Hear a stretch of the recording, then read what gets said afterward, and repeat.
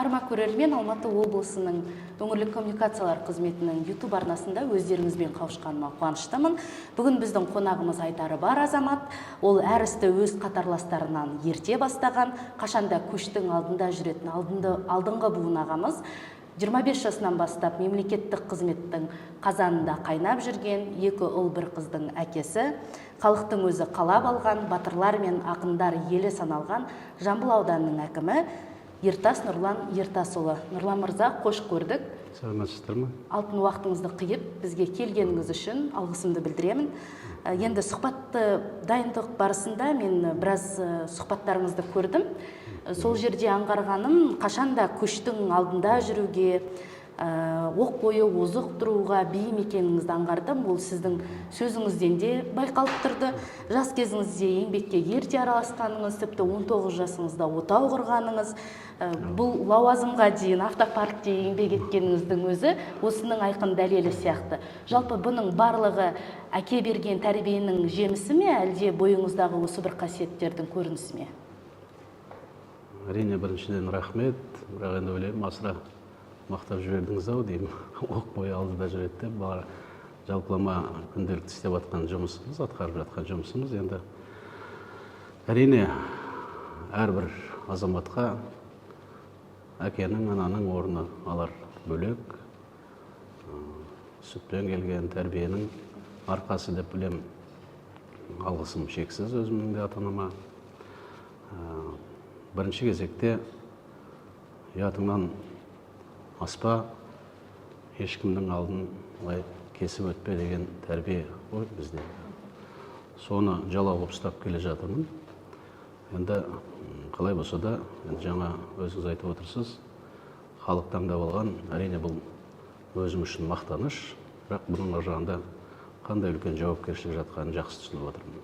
Халықтың сенімінен шығу, халықтың артқан жүгін көтеріп, оны дұрыс деңгейге жеткізу мен үшін үлкен абырой деп санаймын.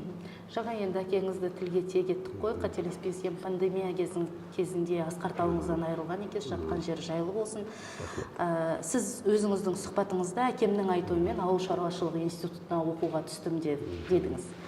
Әкеңіз осы бағытты ұсынбағанда қандай оқу орнын таңдар едіңіз? Енді жалпы 97 жылы орта мектепті тәмамдап, бәріміз үлкен асқақ арман қылдық. Алматы қаласына бой түсіп, бет бұрып, жаңағы студент атану басты мақсатымыз болды. Сондағы әрине бірінші өзім дайындалғаным, енді әрине бір осы біздің кезіміздің қатарлары, осы өзімнің құрбыларым, бәрі көбіне көп қазір енді әр жиналыс сайында айтып отырам. Бұрындары жүгіріп жүрген, ойнап жүрген балалардың көбінің арманы әскери болсам, милиция қызметкері болсам, ғарышкер болсам деп армандайтын. Сол балалардың қатарында мен де болдым. Әскер қатарына барсам, әскери болсам деп ойладым. Сол кезде бірінші кезекте жаңағы Алматы қаласына барып, сол бір әскери мамандықты тапсам, сол бір әскери институтқа түссем деген ойымда болған мен.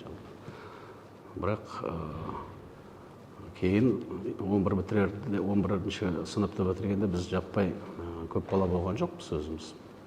11 бала, 11 жаңағы түлек болдық, соның 6-ауы ұл болдық, сол 6-ауымыз бәріміз өзімізше жаңағы киім кешегімізді дайындау үшін бір ақша табу. Мен мысалға огород ектім, поле ектім, жаңағы арбыз егіп, оның қаржысын сатып жаңағы киім кешек алсақ деген. Сөйтіп жүргенде жасыратын жоқ, әскери институттардың қабылдау уақытысы өтіп кетті. Сол барып қабылдау Ленинаның бойында, қазіргі Достық көшесінің жолының бойында жоғары жағында шекарашылар институты бар. Сол жерге барсақ, набор қабылдау бітіп кетті дейді. Әрине, ұнжырғам түсіп, жаңағы қалай бұл болды, неге айтылмады деп, кімге ренжірімді білмей, әкеміз екеуміз бірге келетіміз, содан төмен, жаңағы қазіргі Достық көшесімен төмен түсіп барады. Мына жерде ауыл шаруашылық институты бар. Ол уақытта уже жаңағы аграрлық университет болып өзгерген екен. Нағыз жаңағы ауылға керек мамандарды осында дайындайды. Совхоздың жет жағасын біз де көрдік. Совхоз директоры келе жатыр десе, жаңа совхоздың қызметкерлеріміз, ойнап жүрген оқушылар біздер де қашатынбыз. Үрей болатын. Сонда енді қазір айтамыз, совхоз директордың қасында жүретін маман боласың, тым болмағанда жаңағы. Деп жарайды, енді ұят ауылға жаңағы студент атанбай қайту. Сондықтан да көрейік деп барсақ, келесі күні документ қабылдау уақытысы әлі бар екен. Соған құжаттарымды өткіздім. Әрине біріншіден Алланың бұйрығы, мемлекеттік грант. Соған жаңағы инженерный факультетқа түсіп кеттім. Сонымен 5 жыл бойы оқып тамамдап шықтым.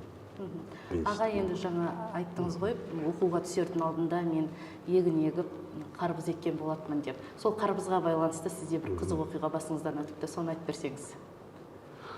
Қарбызға байланысты енді қызық оқиғаның біреуі сол, енді жаңада жеміс көреміз деп жүрген кезде арбыз пісіп, енді ғана сатуға келіп деңізде, ол кезде ондай көлемді жаңағы поле емес, кішкентай ғана 1,5 гектар жер болатын.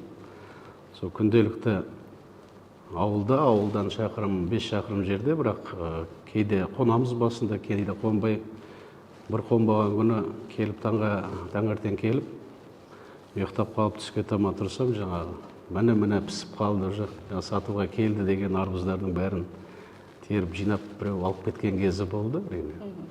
Сондай жағдай, кейін солда себеп болды, уақыт өткізіп алдым жаңағы. Уже әлі кіші арбыздарды қайтадан суғару арқылы оларды өсіру керек болды. Сондан уақыт кетті. Енді жалпы сол әңгімені сөзге тиек қылып отырсаңыз, сондай әңгіме болған осы арбызға қатысты. Нұрлан Ертасұлы жасыратын жоқ қой, әкім десе төрт құбыласы сай, дүниеге келген сәттен бастап дүниеден таршылық көрмеген деген ой қалыптасады ғой адамдарда. Бірақ та сіз өзіңіздің жұбайыңызбен студент кезде жатақхананың бір бөлмесінде тұрған екенсіздер. Одан кейін оқу бітіргеннен кейін Ұзынағашқа келген уақытта пәтер жалдап тұрғансыздар. Сол уақыттарда сіз өзіңізді осы ауданды кейін өзім басқарам деген ой болған жоқ па сізде? Мүлдем андай ой болған жоқ. Енді жаңағы төрт құбыласы сай. Енді жалпы елдің алды емес, елдің соңы емес болып өсірді. Бізді ата-анамыз өздері де қызметте жүрді. Бірақ дегенмен былай еркелік жасап, мен де бір отбасының жалғыз ұлымын, маған мынандай жағдай жасаңдар, мынандай жағдай жасаңдар деп еш уақытта менің тарапымнан талап қойылмапты ата-анама. Керісінше Алматы қаласында даже студент болып жүрген күннің өзінде 2-3 жұмысты атқарып, жаңағы мүмкіндігінше ауылға барсаң, ауылға бірдеңке ала бару, үйдегі қарындасыңа бірдеңке, енді әпкем менен үлкен болды, ол кісі менен бұрын қалада болды. Үйде қарындасым болды, кейін отбасылы болдым. Сол кезде де отбасылы болған кезде де ауылға жалтақтамай, өз күнімізді өзіміз көрейін, не жағдайға жетейік деп талаптанып, енді жаңа мәліметіңіз бар екен, ерте үйленгенім. 19 жасымда шаңырақ құрдық, бірге өскен құрбыммен екеуміз де қатар жұмыс істедік, студент болып жүріп те. Сонда жаңағы кейін қалада да басында бастапқы жұмыс қаладан бастап көріп, бірақ түпкілікті ауылға барып жұмыс істесек деген ниет болды. Сонда бірінші рет әрине аудан орталығы бізде, Жамбыл ауданының орталығы Ұзынағаш ауылы. Әрине барып тұратын, дайын тұрған үй жоқ. Пәтер жалдап тұруға тура келді. Одан ешбір өкінбеймін, себебі соның арқасында үйлі болудың қандай асқақ арман екенін де жақсы түсіндім. Кейін ең бірінші басты мақсатымыз осы жаңа жұбайым екеуміздің баспаналы болу мәселесі. Соған қатысты кейін әкімдікке тұрған жер мәселесіне қатысты сұрақтарымды шешіп, кейін баспана көтеруге бар күш-жігерімді салып жұмыс істедім. Нұрлан Ертасұлы, осы пәтер жағалау, жатақханада тұру, осының барлығы сіздің санаңызға бір сілкін салып келген сияқты. Өйткені Жамбыл ауданында көп қабатты үйлер некен саяқ еді, тіпті болмады десе де болады. Сіз басшылыққа келгеннен кейін көп қабатты үйдің құрылысы жандана түсті. Бұл сол өткеннің есесін қайтару ма, әлде жұмыс бойынша жоспарларды жүзеге асыру ма? Жоқ, әрине олай емес шығар. Бірінші кезекте басты мәселелерден де мен аудан әкімі болғанға дейін аудан әкімінің орынбасары лауазымында болдым. жалпы қандай негізгі мәселе екенін жақсы түсіндім ауданға қатысты. Соның ішінде әрине бірінші кезекте жаңағы айттым ғой, баспаналы болу. Әрбір шаңырақтың жаңағы басты бақыты бұл шаңырақ иесі болу. Сондықтан да жаңа тұрғын үй кезегінде тұрған қаншама азамат баспаналы болса екен деген мақсатпен әрине Совет одағы ыдырағаннан кейін Жамбыл ауданы, оның ішінде Ұзынағашта көп қабатты тұрғын үйлердің құрылысы жүргізілмеген болатын. Сондықтан өзіміздің жобамызды дайындап, қорғап шығып, бастап та кеттік. Әлі де бірақ белгілі бір себептермен созылып кетті. Бірақ биылғы жылы осы бәрі оңынан болса, аяқтап, жаңағы осы өзіміздің аудан тұрғындарына, халыққа жалпы 480 пәтер пайдалануға берілсе деп бағытында жұмыс атқарып келе жатырмыз. Жамбыл ауданы біздің облыстағы ең бір іргелі өңір ғой. Әсіресе өндіріс жағы өркендеп тұр. Сіздердегі Қазтагинвест бар, Дәулетбекет шаруа қожалығы бар, қай-қайсысын алып қарамасақ та, тек қана облыс ауданға емес, облыстың экономикасына да өзіндік үлестерін қосып отыр. Олар өндіретін өнімдер алты құрлық асып жатыр десек, артық айтқандық емес. Жалпы осы бір кәсіпкерлік саласын гүлдендірудегі өзіңіздің құпияңыз бар ма? Жамбыл ауданы десе кәсіпкерлік бірінші көзге елестейді. Енді біріншіден Жамбыл ауданы бұл енді халық арасында, халық аузында ақындар мен батырлар елі деп атанған аудан. Негізгі бағыты ауыл шаруашылығы ауданы. Қазірде осы өңірдің мал басы саны жағынан әдеуір ілгері жатқан ауданның қатарындамыз. Бірақ дегенмен де мен өзімнің жұмысымда көбіне көп бізден ілгері жатқан аудандар болмаса, осы бір Қазақстанның өзінде салыстырмалы түрде басқа да мемлекеттің қай жолмен жүріп дамығанын көбіне көп қараймын.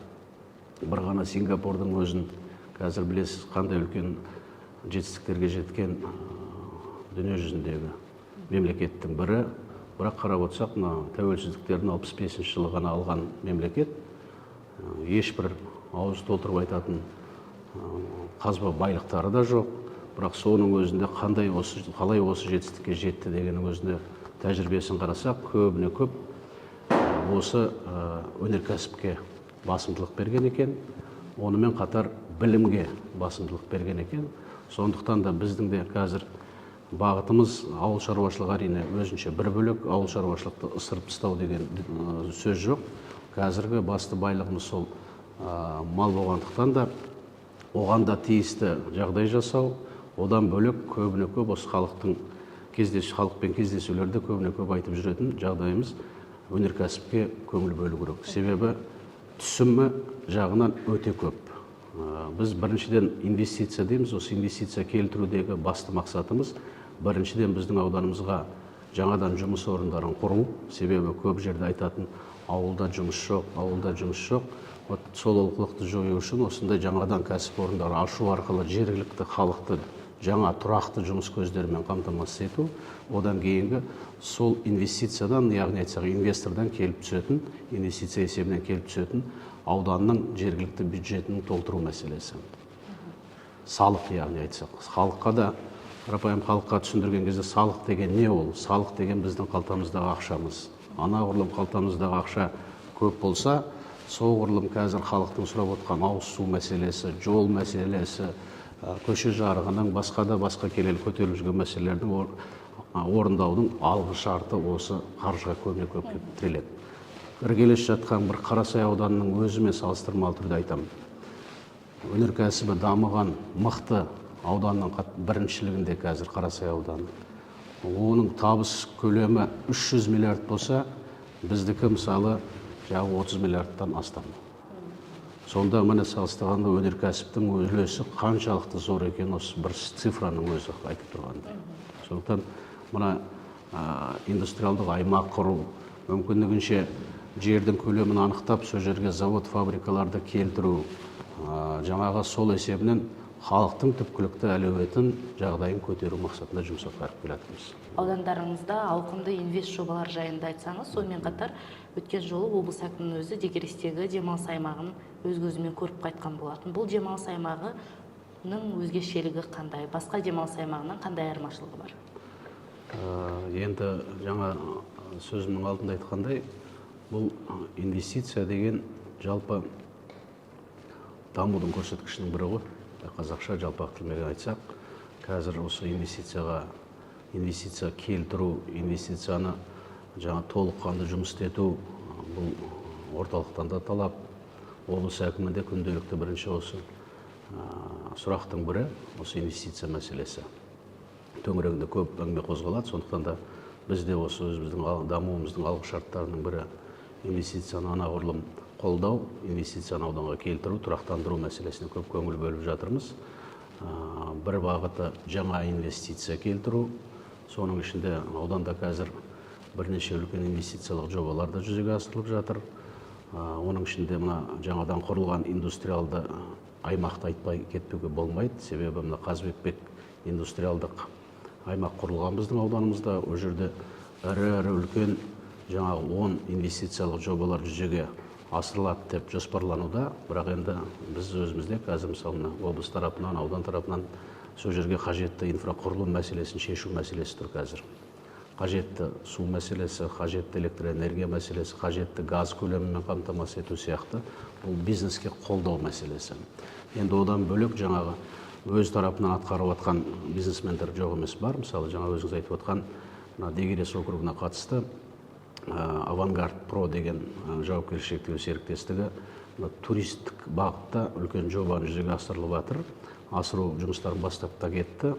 Облыс әкіміне де көрсеттік, оны жалпы құны 12,3 миллиард теңге. Осы 2-3 жылдың ішінде барлығы дұрыс болса жаңа пайдалануға береміз деп отыр. 400 гектар жер алды. Бұл жерде басты мақсаты туристерді көбіне ауданға келтіру, мысалы қаланың тұрғындарын ауылдың жағдайымен таныстыру, малды көрсету, малдан шыққан өнім, қымызы, шұбаты, құрты, ол қалай өндіріледі, ол қалай шығады деген сияқты мәселемен қосымша жаңағы жердің байқасаңыз өзінің табиғатының да өзі ерекше. Таудың бөктерінде таза ауа, таза су сияқты. Сондықтан бұл қазір көбіне көп осы қала азаматтары қала сыртындағы аймақтарға көбіне көп жол сапар шегеді ғой. Соны да біз неге пайдаланбасқа деген мақсатпен енді жаңағындай үлкен бизнес өкілдері осындай бағытты таңдағандықтан біздің тарапымыздан оларға қолдау шарасы ретінде жер мәселесін шешу жағынан қолдау жасап жатырмыз. Ол да біздің қазіргі уақытта қажетті инвестиция деп санап отырмыз. Бұл тек қана туризм саласына қатысты мәселе болатын болса, бір ғана нысанмен шектеліп қана қоймау. Енді таулы аймақ бар біздің ауданда, орта бел бар, керек десеңіз құмды аймақ та бар біздің ауданда. Сол табиғаттың ерекшелігін көбіне көп мейлінше пайдалану мақсатында жұмыс атқаруымыз керек болып отыр. Себебі мына аудан орталығынан шалғай жатқан қазір көбіне көп ауызға тиек болып жүрген сөзге Балқаш көлінің жағалауында үлкен бізде елді мекеніміз бар. Сол жерде мына болашақта атом электростанциясын салу жоспарланып жатқан өлес. Сол жерде де мына Балқаш көлінің жағалауында мына туристік бағытта сол жаңа Балқаш көлін абаттандыру арқасында туризмді сол жерге де дамыту мәселесі төңірегінде қазір облыс әкімдігімен келісіп, жаңағы ол жерге әрине бірінші кезекте суын жеткізіп беру, электроэнергиясын жеткізіп беру мәселесі шешілсе, ол жерде де үлкен потенциал бар. Сол бағытты да атқарып жатырмыз. Одан бөлек біздің ауданымыздың ерекшелігі енді Бесата дейміз. Бесата арқылы мысалы Түктібай атамыз, Сарыбай атамыз, Жамбыл атамыз, Сарыбай би атамыз барлығы сол жерде жатқандықтан көбіне көп сырттан келіп жатады. Соның арқасында ауданмен де танысып жатады. Сол жерлерге қазір енді мысалы туристік бағытты дамытудың қазір бір жолының өзін қарасақ, шарттарының ішінде ол турист кемінде бір күн болса да қонып кету керек екен. Сондықтан жаңағындай зиярат ететін жерлерге мына туристерге қажетті инфрақұрылымды дамыту мәселесіне де көңіл бөлу қажеттілігінің орны ерекше деп айтуға болады. Бірақ енді инвестицияның маңызы тек қана туристік бағытта емес, мен жаңа айттым, өнеркәсіптік бағытқа да өте маңызы зор. Мысалы мына Арсенал жауапкершілігі шектеулі алтын кен орындарын өндіру бағытында да қазір өздерінің жаңағы инвестициялық жобалар 15 миллиард теңге. Олар да жұмыстарын атқарып келе жатыр. Ол да бізге керек. Басында бағана айтқандай, бірінші кезекте бізге жұмыс орны қажет, одан кейін әрине инвестиция көлемі. Сондай бір 9 шақты қазір бірінші кезекте ерекше бақылауға алып жатқан 9 жобамыз бар.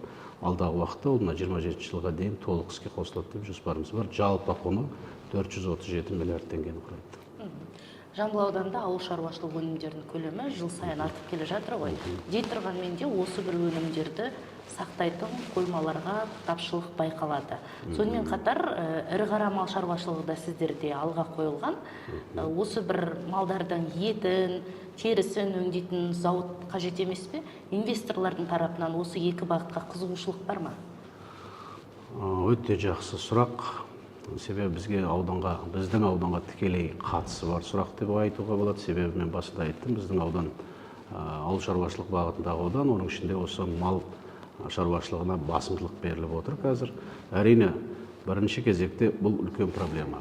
Бұл үлкен проблема, себебі оның ішінде біреуі сол малды жайылым жермен қамтамасыз ету мәселесі, одан кейін одан шығатын өнімді қайта өңдеу мәселесі. Қазір жасыратын жоқ, біздің малдан алынатын өнім тек қана бір бағытқа, ет бағытына ғана жұмыс істеп тұр. Ал енді одан шығатын жаңа терісі, жүнін қайта өңдеу мәселелері үлкен келелі мәселелердің бірі. Сондықтан да біз осы келіп жатқан инвесторларға да бірінші шарт, ауданымызда малдың көлемі мынандай, мүмкіндігіңіз болса қайта өңдеу завод цехтарын салу мәселесін алдыға тартып отырмыз. Ол болашақтың ісінде, бірақ дегенмен бірнеше қазір есептеулер жүріп жатыр. Қаншалықты бұның, әрине, әр бизнес оның пайдасын есептейді. Қандай жалпы қазір қайта өңдеу, мысалы жүн мен терін өңдеуде үлкен келелі мәселелерге тіреліп отырғанымыз бұның экологиялық мәселесі. Себебі өте зиян жоба ретінде танылып отыр қазір, мысалы жүн мен теріні жуудың өзі. Бірақ дегенмен оның да мына заманауи технологияны пайдалану арқылы оны да шешу жолдары бар екенін білем.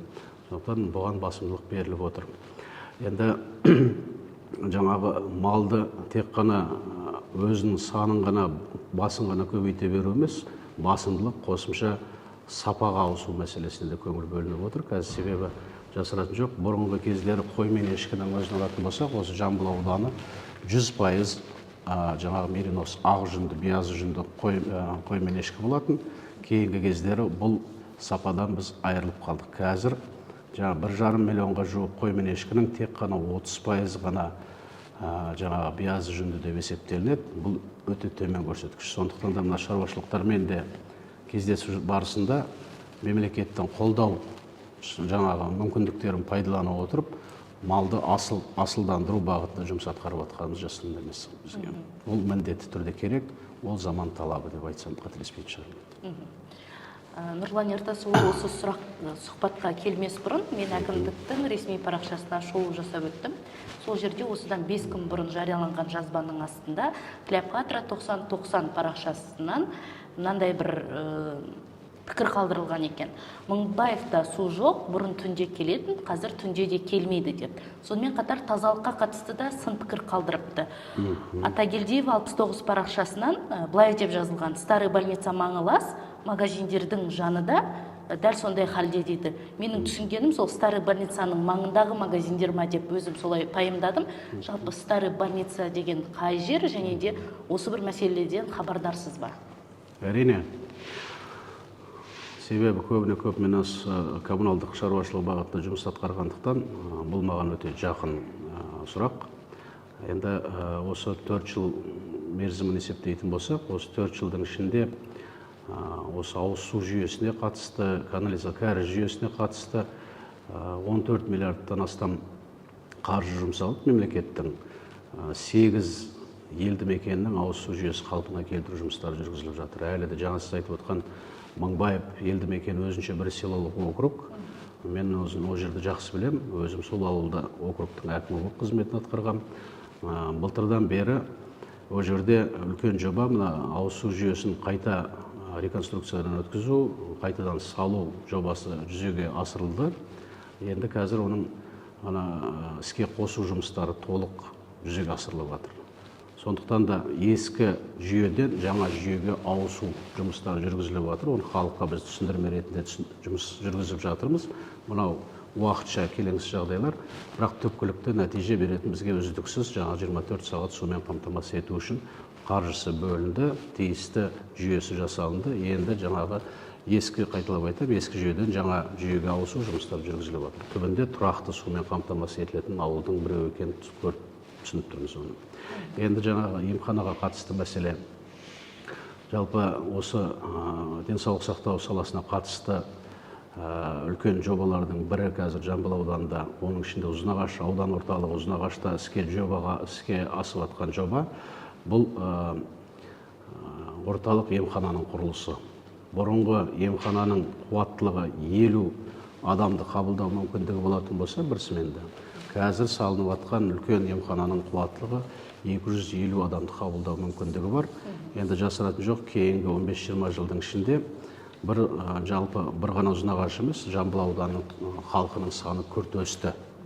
Бұрын Ұзынағаштың өзінің әрбір мекемесі 25 мың халыққа арналған мекеме болатын болса, ол мысалы банк болсын, жаңағы балабақшалары, мектептері, соның ішінде осы денсаулық сақтау мекемелерінің мүмкіндігі сол 25 мыңға есептелген болса, қазір бір Ұзынағаштың өзінде ғана 60 мыңға жуық халық тұрады. Оған қосасыз жалпы Жамбыл аудандағы 170 мың халықты. Барлығы сол аудан орталығына келіп ем қабылдауға жүгінеді. Сондықтан да осы емхана қазір бір үлкен жетістігіміз деп отырғаным, жаңа бекер айтпағаным, үлкен емхананың құрылысы, оған 5 миллиардтан астам қаржы бөлініп отыр қазір. Қосымша оның жанындағы ескі жаңағы емхана толық жөндеуден өтіп жатыр қазір. Әрине, құрылыс жүрген жерде енді мәшін көлік кіреді, шығады, батпақ болып жатыр жол, оны да халыққа айтып жатырмыз, бұл уақытша жаңағындай қиындықтар келтіріліп жатқан жағдай, бірақ түпкілікті жаңағы осы жыл аяқталу керек толығымен. Сонда барып ана жерде абаттандыру жұмыстарын бастаймыз. Соның ішіндегі жаңағы емханаға қарама-қарсы орналасқан коммерциялық нысандар тұр. Оларды да бет әлпетіне келтіру, келбетіне осы заманауи заманға сәйкес келтіру жұмысы жоспарымызда қазір. Нұрлан Ертасұлы, енді өзіңіз емхана туралы сөз қозғадыңыз ғой. Менің білуімше, Жамбыл ауданында 16 амбулатория бар. Бұл Алматы облысы бойынша ең үлкен көрсеткіштердің бірі. Бір ауданда 16 амбулатория болу деген жақсы көрсеткіштердің қатарына жатады негізінде. Дәл осындай жетістікке жетудің құпиясымен бөлсеңіз, әріптестеріңізге лайфхак болсын. Бұл енді кішкене ғана түзету, жалпы Жамбыл ауданында 57 медициналық нысан бар. 57 медициналық нысан, бірақ осы 2 жылдың ішінде үлкен жоба мына ауылдық медицинаны модернизациядан өткізу, жаңғырту деп жатырмыз. Сол үлкен жоба аясында облыс бойынша 38 нысан салынып жатса, соның 16-сы Жамбыл ауданына тиесілі болып жатыр қазір. Шалғай жатқан ауылдарда, мен жаңа айттым, бізде 61 елді мекен бар ауданымызда. Сол шалғай жатқан ауылдардың әрқайсысына врачебный пункт, фельдшерский пункт, үлкен округтарға жаңағы врачебный амбулаториялар салынып жатыр. Бұл үлкен жетістік. Енді бұлған неге алғышарты? Бұның әрине уақытылы жаңағы тиісті бюджеттік өтінімдерді жасау, оған қажетті жер телімдерін белгілеп шығу, ол да мына алғышарттардың біреуі жаңағы көп көлемді жаңағы құрылыс нысандар келген деп ойлаймын. Әрине одан кейін облыс әкімдігінің республикаға жаңағы ұсынысын жеткізіп, дәлелдеп арқылы, облыс әкімдігінің қолдауы арқылы жасалып жатқан тірліктер деп ойлаймын. Үлкен жаңағы енді халықтың өсіп-өнуіне, халықтың тұрмыс тіршілігінің жақсаруының алғышартының бірі әрине оның денсаулығын түзеу мәселесі. Сондықтан бұл өзінің үлкен септігін тигізетін сөзсіз. Былайғы күні жұрт енді ауыз су жоқ дегенмен, көктем шыға еріген қар суы, қарғын су көшелерді басып қалды деп даурығып жатады ғой. Әсіресе көктем кезінде осындай бір жағымсыз материалдар әлеуметтік желілерге жарияланып жатады. Бұл шынымен де шындыққа жанасатын ақпарат па, әлде әкімді айыптау айып па, әлде хайп па? Енді халық айтса нық айтады, дәл айтады деп бекер айтылмайды. Ол көзбен көріп, жүргеннен кейін айтылатын жағдай деп ойлаймын. Себебі жаңағы біздің Ұзынағаштың төңірегіндегі елді мекендер осы көктемгі күзгі су тасқынына көбіне көп ұшырап жататын елді мекендердің қатарындамыз. Бірақ енді салыстырмалы түрде мысалы биыл мүлдем су жоқ. Суға тапшылық көріп отырмыз қазір. Шаруа қожалықтары да, елді мекендердегі тұрғындар да осы суға зәру болып отырмыз. Себебі ауа райының қолайсыздығын биыл бәрі айтпасақ та сезініп жатыр. Бірақ бір жылдары болады судың мол болуы.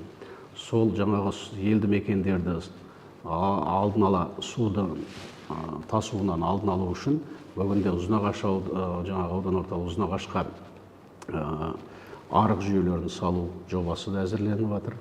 Жаңағы төңірегіндегі Қайназар елді мекеніне, Қарасу елді мекеніне, мына жағында жаңа құрылыс деген елді мекеніміз бар. Солардың бәріне осы көктемгі күзгі су тасу қаупі бар аймақтардың бәріне жобалық сметалық құжаттамалар дайындалып, алдағы уақытта біз құрылыс жұмыстарына бюджеттік өтінімімізді дайындап отырмыз қазір. Бұл да өте керек, себебі бірақ енді бұл жерде айтпасқа болмайды. Өзіміздің де жіберген кемшіліктеріміз бар шығар. Бұрындары ол табиғат пен су өздігінен жүріп жатқан жерлер бар. Бірақ соның кейін елді мекеннің өсу салдарынан өз жерлер жаңағы халықтың тұратын аймағына айналып кетті да, су жүретін арналар жабылды. Өзеннің де арнасын өзгерткен жағдайлар бар. Әрине бұл табиғатқа қарсы дүние. Сондықтан да соның бәрін қайтадан қалпына келтіру үшін қазір Ұзынағаштың бір өзіне ғана бас жоспар қайтадан түзету жұмыстары жүргізіліп жатыр. Түпкілікті тиісті газ жүйесіне, су жүйесіне, жаңағы арық жүйесіне қажетті өзінің нормаларына сәйкес жерлерді қалдыру, болмаса жоқ жерде қайтадан соны салу жұмыстарын көздеп отырмыз. Қазір байқасаңыз Ұзынағаштың өзінде көп жерде қазылып жатыр, асфальттар сүріліп жатыр. Ол халыққа жеткілікті айтып жатырмыз. Бұл керек дүние. Себебі Ұзынағаштың өзінің жаңа айттым өсімі өте жоғары елді мекен. Жаңа пайда болған массивтарға бірінші кезекте су апару жұмыстары қазір жүргізіліп жатыр. Одан кейін аудан орталығына қазір орталық көшелерде жаңа қазылып жатқан себебі канализация жүйесі жүргізіліп жатыр. Болашақта Ұзынағаш әлі де өссін, жаңа өзіңіз айтқандай көп қабатты тұрғын үйлердің құрылысын, болмаса басқа да бір бизнес өкілдерін келтіру үшін жаңағындай коммуникациялық жүйелермен толық қамтылуымыз шарт біздің. Соған алғы шарттарын жасап жатырмыз. Бұл тиісті деңгейде жаңа сараптамадан да өткен, ол міндетті түрде орындалу қажет деп халыққа түсіндіріп жатырмыз. Сондықтан халыққа рахмет, шыдамдылық танытып жатыр. Түпкілікті сол жер асты жүйелері жасалғаннан кейін бетіндегі дүниесін біз толық жаңа абаттандыру жұмыстарын жүргізетін боламыз. Енді Жамбыл ауданындағы облыстық маңызы бар жолдар бұл бір сын садағының нысанасына айналған мәселеге айналып отыр. Былтыр ғана Ұзынағаш Күрті жолындағы жамауды халық өз қаражатымен, өз күшімен жамады деп әлеуметтік желіні бір шулатқан болатын. Жалпы облыстағы жолдардың жағдайы қандай, қанша жол жасалды, тақтайдай тегіс жолдардың шақырымы қанша, толық ақпарат беріп өтсеңіз. Енді жалпы Жамбыл ауданының аумағынан республикалық маңыздылығы бар, облыстық маңыздылығы бар, ауданішілік маңыздылығы бар 3 топқа бөлеміз. Сонда 2000-ға жуық шақырым километр өтеді біздің. Оның ішінде жаңағы басым көпшілігі әрине біздің аудандық маңыздылығы бар. Елді мекеннің ішіндегі көшелер бізге жатады. Енді республикалық маңыздылығы бар 2 жолымыз бар біздің: Алматы-Бішкек трассасы, Алматы-Астана жолы, бұрынғыша Қарағанды жолы деп айтамыз. Сондай жолдар көп бұрындары сынға ұшырап жүрсе, қазіргі уақытта 2 жолда жаңағы республикалық маңыздылығы бар. Толығымен әлі бітпесе де, бірақ жаңғырудан өтті. Қазір мына жағдайы өте жақсы деп те айтуға болады. Бірақ әрине апта сайынғы мына статистиканы қарап отыратын болсақ, жол көлік оқиғалары азайып отқан жоқ. Жылдамдықтың арқасында қандай дүниеге душар болып жатыр қазір. Бірақ дегенмен жолдың қауіпсіздігін қамтамасыз ету мақсатында көптеген жұмыстар жасалып жатыр. Одан бөлек жаңа сіз айтқан Ұзынағаш Күрті жолы облыстық маңыздылығы бар жол. Бұл бірден бір ғана жол болып отыр. Қазір жаңағы мен айтқан 2 жолды, республикалық маңыздылығы бар 2 жолды қосатын бір жол. Сондықтан да оған мына нагрузка дейміз ғой, нагрузка өте көп болып тұр қазір. Көліктерде сонымен жүріп жатыр, кіші көліктерде. Түбінде соған альтернатива ретінде бізде Қопа арқылы тағы бір жолымыз бар. Соның 63 шақырымын жасасақ, біз мына нагрузканы кішкене азайтамыз деп отырмыз. Облыстық жолаушылар көлігі автомобиль жолдары басқармасы арқылы мына қазіргі айтылған кемшілікке айтылған жолды жөндеу мәселесіне тиісті құжаттар қазір дайындалып отыр. Алдағы уақытта толығымен жасалатыны сөзсіз. Ал жалпы биыл жыл басынан бері қанша жол жасалынды? Енді мен өзіміздің бюджетімізді айтатын болсақ, аудандікі былтырғы жылмен салыстырсақ Биыл жолға деген қаржы 2 есе артық бөлінді. Осыға дейін 30 шақырым жасап жүрсек, ауыл ішкі жолдарын, биыл 56 шақырым жасап жатырмыз. Әрине жаңа айтқандай біздің ауданда 61 елді мекен бар, сол жол мәселесі әр ауылға да қатысты. Сондықтан да бірінші кезекте қазір өзіміздің қаржының бөлінісінің мүмкіндігіне қарай әр елді мекеннің орталық көшелерін жасау бағытында жұмыс істеп келе жатырмыз. Түпкілікті бір Ұзынағаштың өзінде жаңадан пайда болған 500 көше қазір кезекте тұр, жасауға қажеттілігі туындап тұрған. Қаржының бөлінісіне әрине біз жыл сайын жаңа айттым, көтеріп келе жатырмыз. Соған сәйкес алдағы уақытта да сол жолдарда жасау мүмкіндігіміз бізде пайда болады. Мен басында айтып өттім, әлеуметтік желідегі ресми парақшаңызға шолу жасадым деп, сол жердегі тұрғындардан келіп түскен пікірлерге кейбіреулеріне кері байланыс болмапты. Сіз жалпы халықпен қалай кері байланысқа шығасыз, қалай орнатасыз? Енді жалпы біздің өзіміздің регламентта жылына әр аудан әкімі 2-ден кем емес халықпен кездеседі. Ол кездесуіміз біздер халықтың, ауданның тұрғындарымен, елді мекендердің тұрғындарымен тұрақты кездесулер өтіп жатады. Одан бөлек жаңағы қабылдауларымыз бар, жеке қабылдау бойынша, бірақ ол жаңағы айына 2 рет десе біз оған қарап отқан жоқпыз, күнделікті қабылдап жатырмыз. Одан бөлек қазір әлеуметтік желілер арқылы кері байланыс. Бірде-бір мәселе көтерілсе, қазір мысалы желілерді байқасаңыз, көбіне көп көтеріліп жүрген әлеуметтік желілерде Қарғалы елді мекенінің ауыз су мәселесі, Қарғалыдағы жаңағы балалардың ойын алаңы мәселесі сияқты сұрақтар көп көтеріледі. Сол сияқты Ұзынағашты да жаңағы мектеппен қамтамасыз ету мәселесі, жолдарын жөндеу мәселесі, соның барлығы тиісті құзырлы мекемелерден мәліметті жинап, әкімдіктің әлеуметтік желісіне салу арқылы байланысты. Одан бөлек менің өзімнің жаңағы Фейсбукта да, ТикТокта да, Инстаграмда да желілерім бар, қатысып отырмын. Қазір мысалы подписчиктарым да бар өзімнің. Сол жерде өзіме қатысты мәселе болатын болса, мен жаңағы мәліметті, көбіне көп мәлімет өзім арқылы өткендіктен біраз мәліметті білемін. Сол білген мәліметті жазып отырамыз. Осы арқылы кері байланыс. Нұрлан Ертасұлы, енді бұл ситуациялық сұрақ ширату деп қабылдарсыз. Егер де сіз кез келген бір ауданны, тек қана Жамбыл ауданы емес, Қазақстанның ең бір шалғай аудандарындағы шалғай ауылында тұрсаңыз, ол жердің газы болмауы мүмкін, немесе суы болмауы мүмкін, немесе жол мәселесі болуы мүмкін. Сол кезде тұрғын ретіндегі сіздің әрекетіңіз қандай болатын еді? Біздің өзіміздің нұсқамыз бар. Бірінші нұсқа ол бақ өкілдеріне хабарласу, екінші нұсқа әкімдікке жазу, үшінші нұсқа өзіңіз өз еркіңізбен өз бетіңізше әрекет ету. Мәселен, су болмаса, су шығаратын құдық қазуға әрекеттену деген сияқты ғой. Қай нұсқаны таңдайтын едіңіз, болмаса өзіңіздің нұсқаңызды айтсаңыз болады. Енді жалпы мүлікті айтатын болсақ, мүлік жеке меншік мүлік болады, көпшіліктің жаңағы мүлкі, мемлекеттің мүлкі. Вот егер жеке өзімнің ауламды былай есептейтін болсақ, қазір көбіне көп біз халықпен ортада жүреміз. Бір Ұзынағаштың өзіне байқасаң, жаңа бекерден байқасаңыз, бекерден бекер айтқан жоқпын. Үлкен төбеге шығып қарасаңыз, бұрынғы Ұзынағашты байқайсыз. Бұрынғы Ұзынағаш жаңа 25 мың халыққа есептелген Ұзынағаш дедім ғой, соған бір төбеге шықсаңыз байқайсыз. Қалай ерекшеленеді деп сұрақ қойсаңыз, новостройкамыз жаңадан пайда болған жаңа бөлтек аудандар, ағаш жоқ. Ағаш егілмейді. Бұрынғы Ұзынағаштың өзінде көппен-бек жасыл болып тұрады. Жаңадан пайда болған бөлтек аудандарда ағаш жоқ. Содан байқайсың, мынау значит новостройка. Ағаш жоқ. Сол жерге барамыз, мына ағаш. Енді көп жағдай, неше түрлі жағдай болады ғой. Біреу айтады, ағаш егудің суын емес, ауыз суды шешпей жатқанда қайдағы ағаш деп жатады, ол да бар. Бірақ түпкілікті ол ағаш енді біреу үшін емес қой. Мен мысалы жаңа бекер мүлікті бөліп отқан жоқпын. Мен өз ауламызда бірінші кезекте ағаш, ол біздің бір денсаулықтың кепілі, жаңағы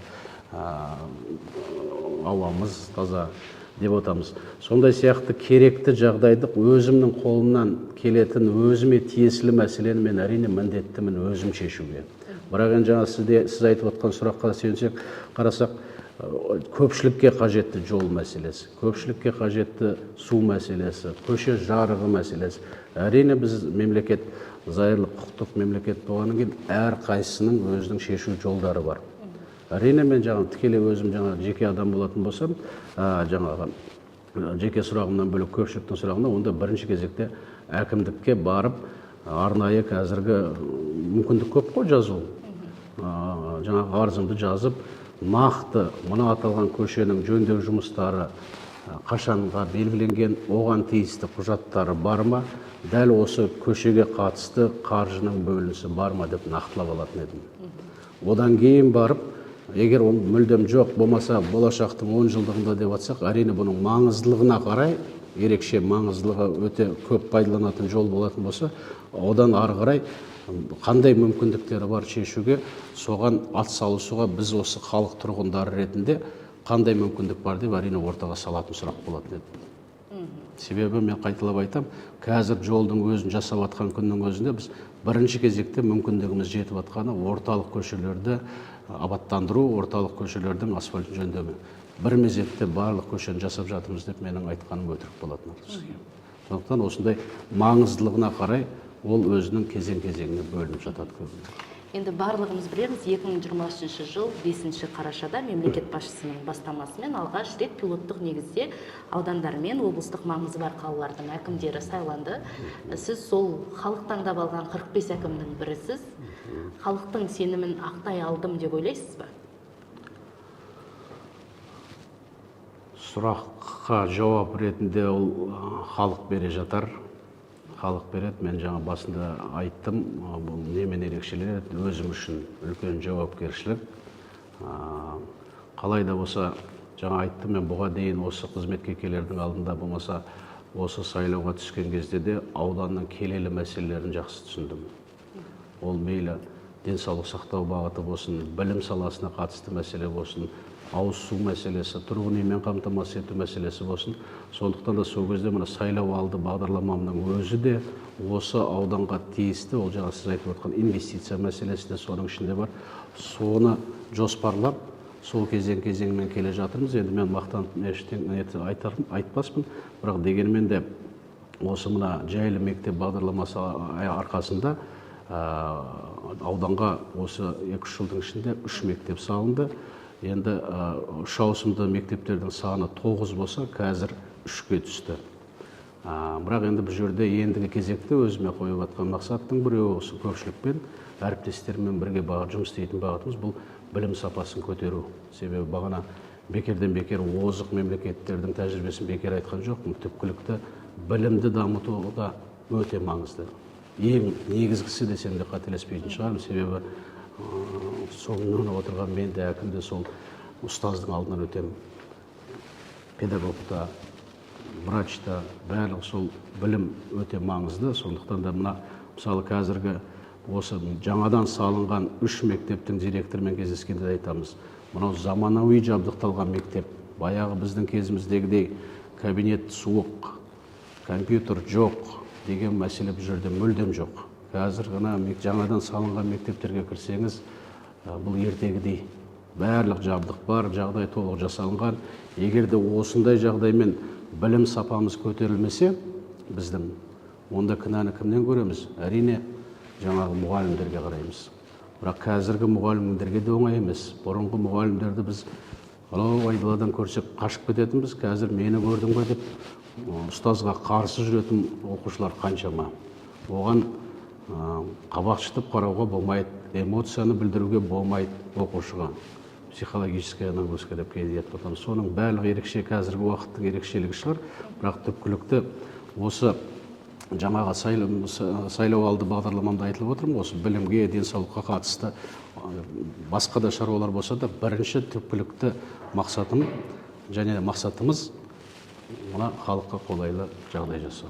Оны менің ғана емес, жалпы осы орталық атқару органдарында, жергілікті атқарушы органдардың әрбір мемлекеттік қызметтің басты міндеті осы жаңағы өзіне сеніп тапсырылған аймаққа қолайлы жағдай жасау деп ойлаймын.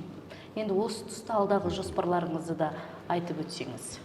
Халқыңызды нендей жаңалықтармен қуанту жоспарыңызда бар? Енді жаңа бекерден бекер айтқан жоқ, қандай басым бағыттар деп. Соның ішіндегі басым бағыттарды әлі де дамыту, әлі де оны әртараптандыру бағытында жұмыс істеу міндеттімін. Енді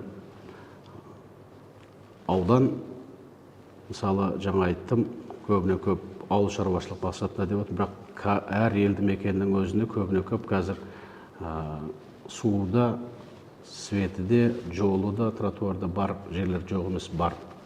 Қалалық жағдайдан еш кем емес деп ойлаймын. Енді өзім ойлаймын, осы ауылдар қаңырап босап қалмаса екен, ауылдарға маманды келтіру көбіне көп. Оның ішінде жас мамандарды келтіру. Мына біздің ауданға дипломмен ауылға бағдарламасы аясында жылма-жыл 170-180-дей маман келеді. Соны күні кеше ғана ақылдасып, өзіміздің экономика бөлімімізбен. Егер біз осындай мүмкіндік қоя аламыз ба? Бізде мысалы аудан орталығының төңірегіндегі елді мекендерде жаңағы мұғалімдердің саны былай да жеткілікті. Көбіне көп шалғай жатқан елді мекендерде былай тәжірибелі, жақсы ұстаздардың, болмаса жастардың келуі де өте төмен. Дипломмен ауылға бағдарламасы аясында мысалы көтерме ақы, жәрдемақы төлеу алу мүмкіндігі бар. Қосымша 9 миллионнан астам ақша жаңағы үй сатып алуға да қаржы.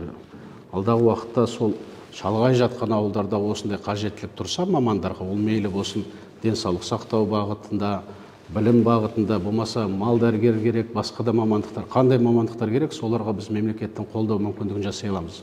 Бірақ соларға түпкілікті керек жерлерге ғана қолдау жасау бағытында жұмыс істеу керек болып тұр. Қайталап айтам, ауылдық жерлерде, оның ішінде шалғай жатқан ауылдарда да тұрғындар қалса екен, ол жерде де мектеп жұмыс істесе екен, ол жерде де балабақша болса екен, ол жерде де қолайлы жағдай, қолайлы орта болса екен деп бағытта жұмыс атқаратын боламыз. Аудан орталығы да шет қарқамайды. Бұл біздің көрінісіміз. Бір Ұзынағаштың өзінен де көбіне көп сұрақтар көтеріліп алады, қашан біз қала боламыз деп. Қала болу уақыттың еншісінде, ол міндетті түрде болады. Бірақ қазіргі жобалар мына көбіне көп ауылды дамыту бағытында жобалар көп. Соны көбіне көп пайдалану мақсатында жұмыс істеп келе жатырмыз. Ол мейлі болсын ауыз су, басқа бағыт. Одан бөлек біздің мына бюджеттік сала нысандарына, білім бағытында жүрген ұстаздарға, денсаулық сақтау бағытында жүрген жаңағы дәрігерлерімізге ауылдық 25% қосымша қаржы төленеді. Бізде мысалы 4000-ға жуық ұстаз бар қазір. 1500-нан астам денсаулық сақтау бағытында жүрген мамандар бар. Соны көбіне көп ақшаларын алса екен, сол ауылда жұмыс істесе екен, одан кейін мысалы қыздарымыз мектепті бітірсе, жаңағы басында айтқандай институтқа барса, оларға ауылдық квота бар. Сондай сияқты мүмкіндікті көбіне көп пайдалана тұрсақ деп әлі ойлап. Бірақ түпкілікті өнеркәсіпті жағдайды түзеу арқылы түбінде Ұзынағаш әрине қала болу үшін жұмыс істеу керек. Енді біздегі соңғы сұрақ, мен бағана сұхбатымыздың басында айтып өттім, сіз 25 жасыңыздан бастап мемлекеттік қызметте еңбек етіп келесіз. Бұлай қарап тұрсақ, өміріңіздің 20 жылын осы салаға арнаған екенсіз. 20 жыл елге қызмет сізге не берді? Сіз осы жылдар аралығында еліңізге не бере алдыңыз? Күрделі сұрақ. Не бердім, не алдым? Әрине өзіме бірінші кезекте үлкен тәжірибе алдым. Осы жұмыстың арқасында қаншама ағайын туыстармен араластым. Достар да пайда болды, осы балалық шақтың досы бір бөлек. Осы жұмыс барысында танысып, ары қарай достық қоласып жатқанда жағдайлар бар, туысқандықтар да бар. Бірақ мені түбінде қандай жұмыс атқарсам да қуантатын да, болмаса дұрыс шешім қабылдамауыма менде құқым жоқ екенін деп білетінім, бұл түпкілікті мен сол ауылдың азаматы болғаннан кейін ертең зейнеткерлікке шыққанда да немеремді, бала шағамды алып осында тұрам, осында жүрем, сонда сол азаматтарға, болмаса сол ауылдың тұрғындарына, болмаса ауданның тұрғындарына көздеріне тіке қарайтын жағдайда болу керек деп ойлаймын. Бір-бірімізде ұялмай, ешқандай жасыратын ештеңе жоқ. Кейін даже мына сынның өзінде дұрыс қабылдау керек. Критика деп атамыз ғой. Егер бағана айтқандай ана ауылда су жоқ деп айтты, мен келсем, бірақ сол суды келтіру үшін қандай жұмыс атқардым, соны түпкілікті атқара алдым ба, атқара алмадым ба, сонда жаңа халық өз бағасын беріп жатыр. Ал өзім үшін мысалы мына жаңағы 20 жылдық еңбек өтілін өзім үшін алған көп қаншама бердім деп есептемеймін. Өзіме мысалы тәжірибе ретінде қаншама дүние алған, жинақтағанымды мен жақсы түсініп отырмын. Одан ешбір қуанбасам өкінбеймін. Халық ертең әрине өз бағасын беріп жатыр. Бірақ әлі де осы бағыттан тайынбай жұмыс істеуге мен бар күш-жігерім салатынын сенімдімін. Нұрлан Ертасұлы, бізге уақытыңызды бөліп, алтын басыңызды иіп келгеніңіз үшін тағы да алғысымды білдіремін. Алдағы атқарар істеріңізге тек қана сәттілік тілеймін. Елмен бірге жасай беріңіз. Рахмет сіздерге. Қадірлі көрермен, осымен біздің кезекті подкаст өзінің мәресіне жетті. Келесі кезекте өзге де аудан әкімдерімен сырлы сұхбат құратын боламыз. Бізге жазылыңыздар, ақпараттан алғашқылардың бірі болып хабардар болыңыздар. Кездескенше.